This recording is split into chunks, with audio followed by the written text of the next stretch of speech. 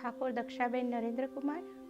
મને કોથળીની તકલીફ, બ્લડ નહોતું રહેતું, મારે બ્લડિંગ બહુ જ આવતું હતું, મહિના ઉપર થઈ ગયું હતું.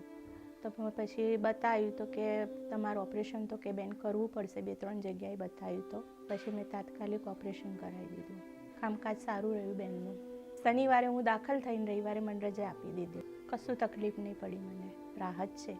એ 15 દિવસની મને દવા આપી દીધી હતી. પછી કે કંઈ બી તકલીફ પડે તો તમે આવજો કે, પણ મને કશું થયું નથી. કોઈ બી તકલીફ હોય તો રોશની મોદીના ત્યાં તમે જજો. બહુ સારી હોસ્પિટલ છે, સારવાર એ સારી છે અને ઓપરેશન બી સારી રીતે થાય છે. રોશનીબેનનો ખૂબ ખૂબ આભાર.